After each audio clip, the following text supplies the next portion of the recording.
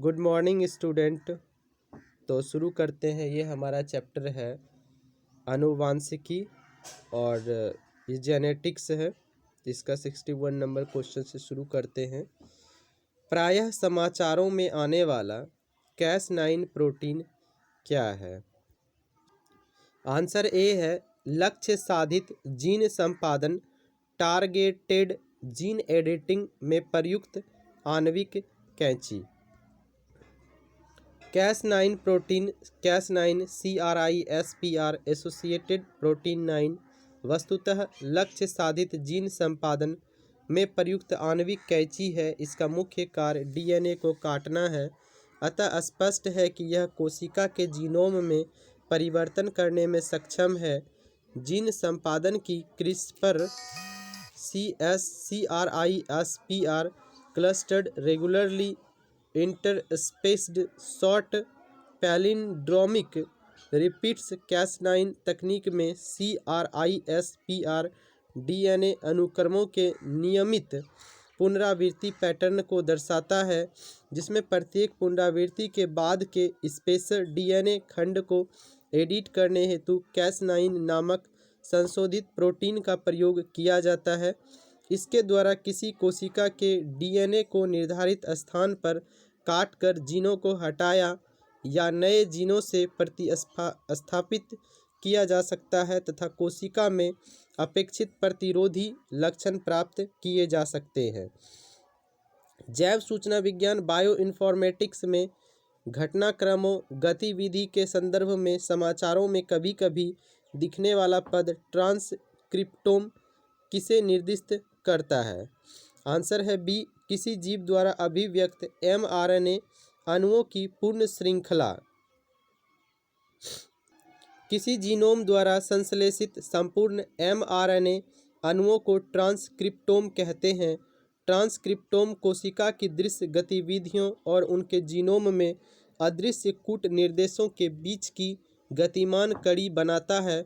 कोई भी प्राणी बदलती परिस्थितियों के साथ कैसे और कितना सामंजस्य स्थापित कर पाता है, इसका पूरा कच्चा चिट्ठा उसके ट्रांसक्रिप्टोम में मिल सकता है। आरएनए अंतरक्षेप आरएनए इंटरफेरेंस प्रौद्योगिकी ने पिछले कुछ वर्षों में लोकप्रियता हासिल कर ली है। क्यों? ऑप्शन ए आंसर है, यानी कि 1, 2 और 4 सही है।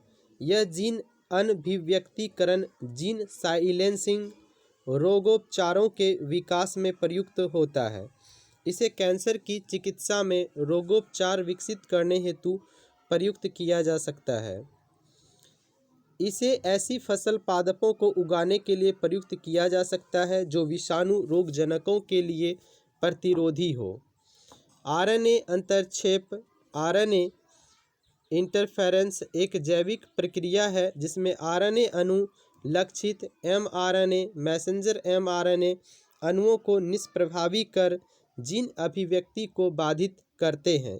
यह प्रौद्योगिकी जीन अनभिव्यक्तिकरण रोगोपचारों के विकास में प्रयुक्त होती है तथा इसे कैंसर रोगियों के उपचार में भी प्रभावी पाया गया है। साथ ही इसका विषाणु रोगजनकों वायरल पैथोजेंस के लिए प्रतिरोधी फसल पादपों के विकास में भी प्रयोग किया जा रहा है। हार्मोन प्रतिस्थापन रोगोपचारों के विकास में mRNA अंतरक्षेप का कोई योगदान नहीं है। तो इस प्रकार प्रश्नगत कथन 1, 2 और 4 सही है। उल्लेखनीय है कि 10 अगस्त 2018 को US food and drug administration USFDA द्वारा पहली बार आरएनए इंटरफेरेंस आधारित उपचार को स्वीकृति प्रदान की गई। दिया गया है रुधिर कोशिकाएं, अस्थि कोशिकाएं, बाल रज्जु, लार, सलाइवा। अपराध की जांच में डीएनए परीक्षण हेतु जो नमूने लिए जाते हैं वे हो सकते हैं, ये चारों के चारों हो सकते हैं। रुधिर कोशिकाएं, अस्थि कोशिकाएं, बाल रज्जु, लार, इन सब का प्रयोग जो है डीएनए परीक्षण हेतु किया जा सकता है। अपराध की जांच में डीएनए परीक्षण हेतु निम्न का नमूना लिया जाता है: रुधिर कोशिकाएं, अस्थि कोशिकाएं, बाल रज्जु, लार इत्यादि। जीन अणु डीएनए की संरचना को सबसे पहले किसने रेखांकित किया? डॉक्टर जेम्स वाटसन और डॉक्टर फ्रांसिस क्रिक ने किया। Doctor James Watson, doctor Francis Crick, MHF Wilkins तथा R फ्रैंकलिन नामक वैज्ञानिकों ने एक्सरे विश्लेषण द्वारा वर्ष 1953 में जीन अणु DNA का कुंडलीदार सर्पिलाकार सीढ़ी सदृश विन्यास प्रस्तुत किया। इनके अनुसार एक सीढ़ी की भांति DNA का अणु सीधा नहीं होता है। सीढ़ी के दो लंबे डंडे एक की अक्ष रेखा के चारों ओर द्विचक्राकार रचना बना लेते हैं। जेम्स डी वॉटसन तथा फ्रांसिस क्रिक का संबंध निम्नलिखित में से किस खोज से है? DNA की संरचना। DNA के द्विहेलिक्स प्रारूप को पहली बार किसने प्रस्तावित किया था? वॉटसन तथा क्रिक ने। DNA को किसने अंतःपात्र में बनाया? आर्थर कॉनबर्ग। आर्थर कॉनबर्ग ने सर्वप्रथम DNA को अंतःपात्र में बनाया। नोबेल पुरस्कार विजेता वैज्ञानिक जेम्स डी वॉटसन को किस कार्य क्षेत्र में अपने कार्य के लिए जाना जाता है? आनुवांशिकी। जेम्स डेवी वॉटसन अमेरिकी मॉलिक्यूलर बायोलॉजिस्ट है जो जीन संरचना की खोजों के लिए प्रसिद्ध हुए हैं। डॉक्टर वॉटसन एवं फ्रांसिस क्रिक तथा मॉरिस विल्किंस को संयुक्त रूप से वर्ष 1962 का चिकित्सा विज्ञान के क्षेत्र में नोबेल पुरस्कार प्राप्त हुआ था। बायोचिप में क्या होता है? RNA, DNA तथा प्रोटीन। बायोचिप अर्धचालकों के समान ही एक चिप होती है जिसमें इलेक्ट्रॉनिक परिपथ की जगह जैविक पदार्थों का प्रयोग किया जाता है। ये जैविक पदार्थ DNA, RNA तथा प्रोटीन के रूप में चिप की सतह से संबद्ध होता है।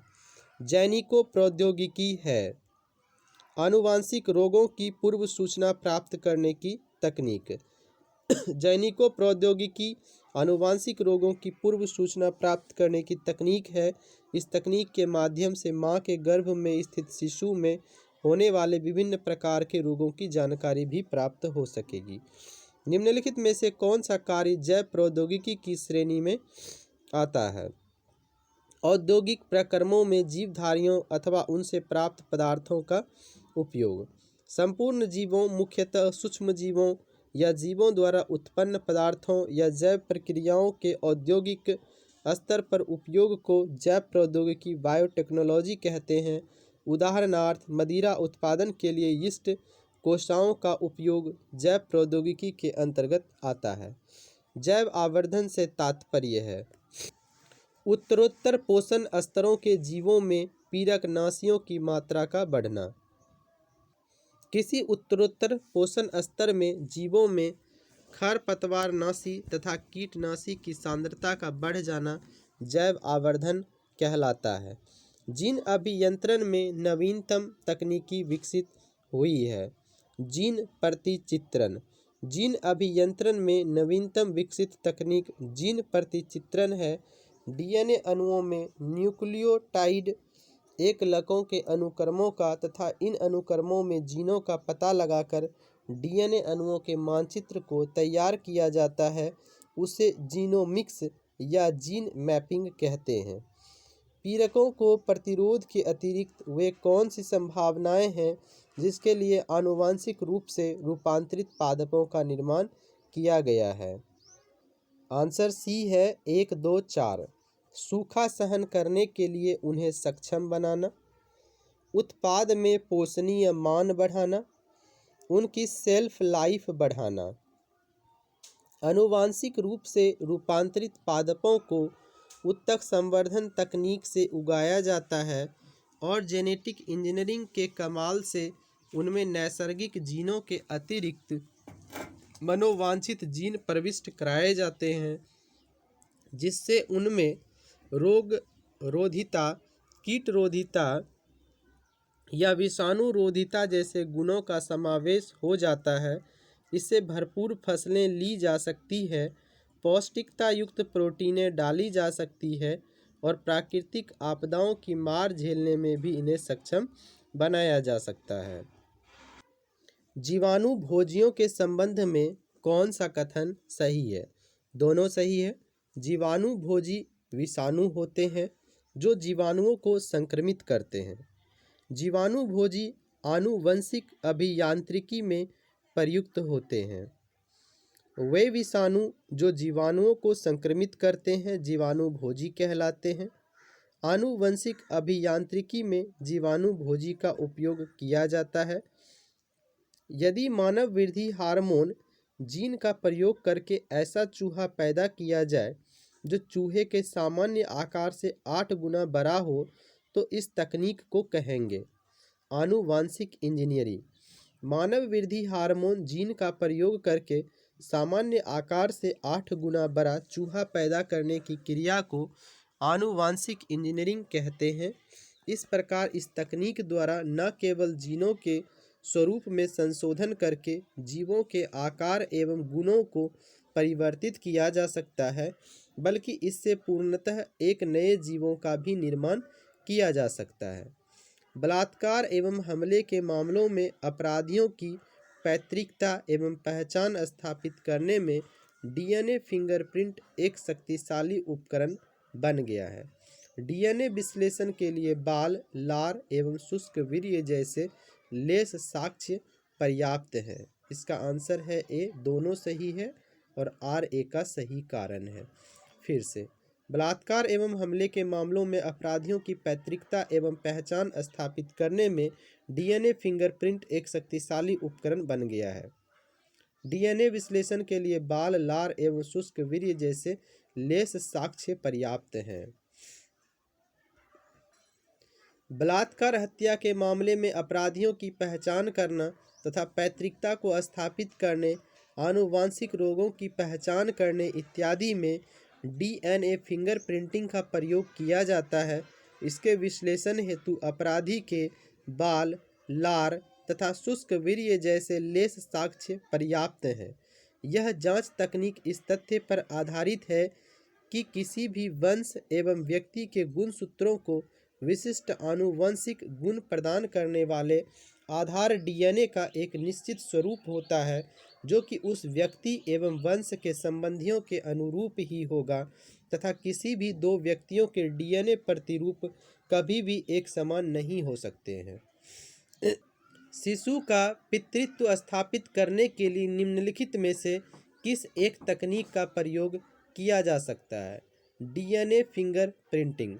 शिशु का पितृत्व स्थापित करने हेतु डीएनए फिंगर प्रिंटिंग तकनीक का प्रयोग किया जाता है। इसके अलावा इस तकनीक का उपयोग बलात्कार, हत्या जैसी सामाजिक कुरीतियों के मामले सुलझाना, आनुवंशिक रोगों की पहचान करना, पशुओं के वंशावली विश्लेषण तथा वांछित पेड़ पौधों के चयन के लिए किया जाता है। यह जांच तकनीक इस तथ्य पर आधारित है कि किसी भी वंश एवं व्यक्ति के गुणसूत्रों को विशिष्ट आनुवंशिक गुण प्रदान करने वाले आधार डीएनए का एक निश्चित स्वरूप होता है जो कि उस व्यक्ति एवं वंश के संबंधियों के अनुरूप ही होगा तथा किसी भी दो व्यक्ति के डीएनए प्रतिरूप कभी भी एक समान नहीं हो सकते हैं। इस तकनीक से डॉक्टर लालजी सिंह का नाम जुड़ा है। पैतृकता सिद्ध करने के लिए निम्न में से कौन सहायक है? डीएनए अंगुली छाप डीएनए फिंगर प्रिंटिंग का आधार है। डीएनए बहुरूपता। डीएनए फिंगर प्रिंटिंग का आधार डीएनए बहुरूपता है। मनुष्य के डीएनए में 4 प्रकार के नाइट्रोजनी क्षार होते हैं जिनका अनुक्रम भिन्न भिन्न होता है, परंतु एक मनुष्य की सभी कोशिकाओं में इनका अनुक्रम समान होता है जो उस मनुष्य एवं उसके वंश के संबंधियों के समान ही होता है। इस कारण एक व्यक्ति विशेष को अन्य व्यक्तियों से अलग किया जा सकता है। उल्लेखनीय है कि नाइट्रोजनी क्षारों के अनुक्रम के आधार पर किसी व्यक्ति विशेष के पहचान की विधि को डीएनए फिंगर प्रिंटिंग कहते हैं।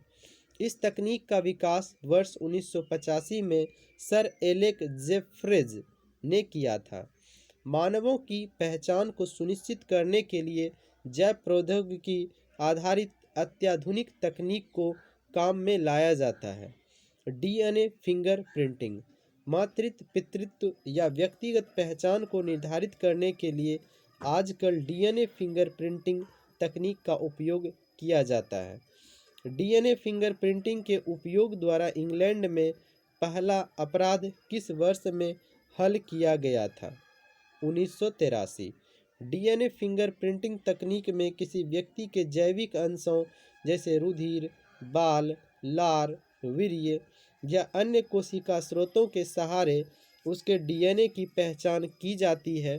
वर्ष 1983 में इंग्लैंड में डीएनए फिंगरप्रिंटिंग द्वारा एक लड़की की हत्या का मामला हल किया गया था।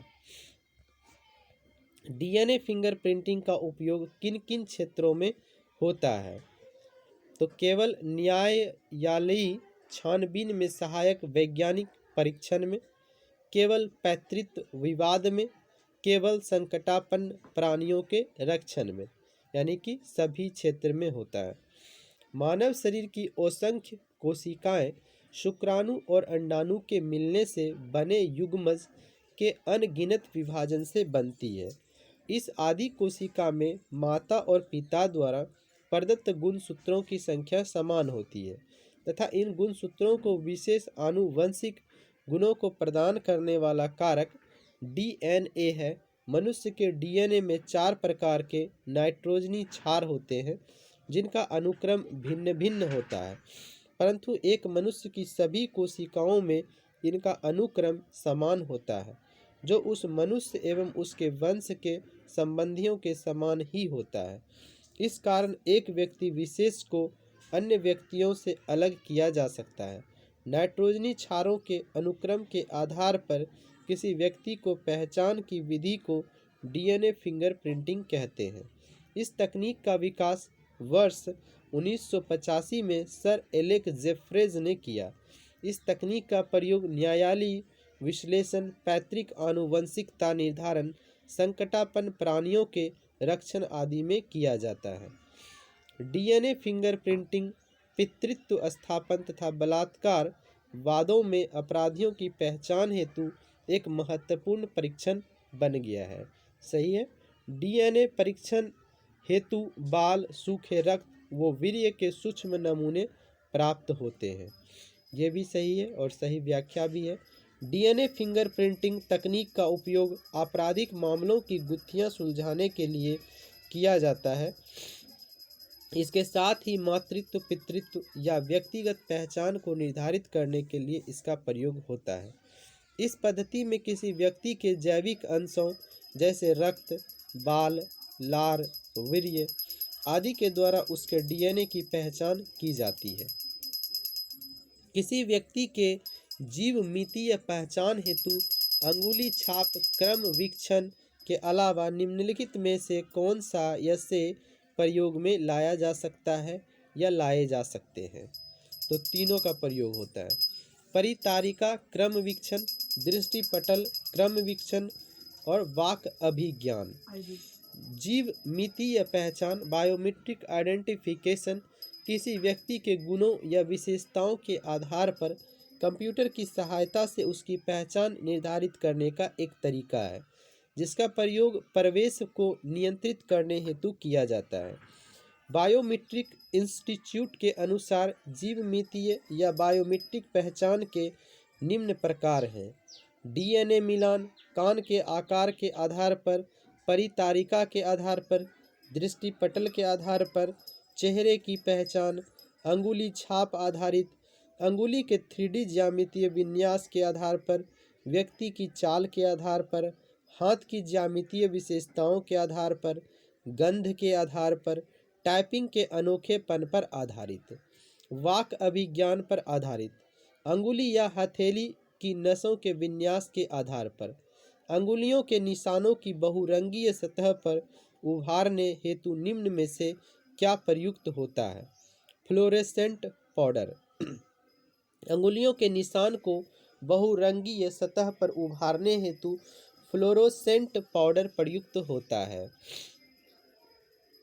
कौन ट्रांसजेनिक्स द्वारा नहीं पाया जा सकता है? क्लोनीकृत जंतुओं का उत्पादन ट्रांसजेनिक द्वारा नहीं पाया जा सकता है। तो ट्रांसजेनिक द्वारा क्या पाया जा सकता है? जैव निम्नीकरणीय प्लास्टिक का उत्पादन, खाने योग्य टीकों का उत्पादन, क्लोनीकृत जंतुओं का उत्पादन। क्लोन का तात्पर्य है प्रतिरूप। इसके अंतर्गत जीन से छेड़छाड़ किए बिना समान रूप में नस्ल उत्पन्न की जाती है, जबकि ट्रांसजेनिक पराजीनी के अंतर्गत जीन का स्थानांतरण एवं प्रतिरोपण किया जाता है। जेनेटिक इंजीनियरिंग द्वारा अब इच्छित गुणों वाले जीनों का प्रवेश पौधों में कराया जाता है। ऐसे पौधे जिनमें बाह्य डीएनए शामिल हो ट्रांसजेनिक्स कहलाते हैं। ट्रांसजेनिक चूहे, खरगोश, सूअर इत्यादि पैदा किए जा चुके हैं। निम्नलिखित में से कौन सा एक सजीव जीवों में एक नई जाति की उत्पत्ति के लिए सर्वाधिक महत्वपूर्ण घटक है? उत्परिवर्तन। कोशिका जीनोम के डीएनए अनुक्रम में परिवर्तन को उत्परिवर्तन कहते हैं। उत्परिवर्तन प्रक्रिया में आनुवांशिक पुनर्संयोजन के माध्यम से बड़ी संख्या में डीएनए की प्रतिलिपि तैयार हो जाती है। नई जीनों के विकास में यह प्रतिलिपियां एक प्रमुख भूमिका निभाती हैं। जीन के भीतर अनुक्रम आधार परिवर्तन कहलाता है। उत्परिवर्तन उत्परिवर्तन सभी जीवों के वंशागत परिवर्तन हैं।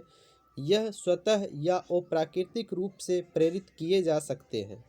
उत्परिवर्तन किसी जीन के अंदर अनुक्रम आधार परिवर्तन के फलस्वरूप होता है। जब एक जीन दो या दो से अधिक भिन्न भिन्न लक्षणों को एक साथ नियंत्रित करता है, यह तथ्य कहलाता है बहुप्रभाविता।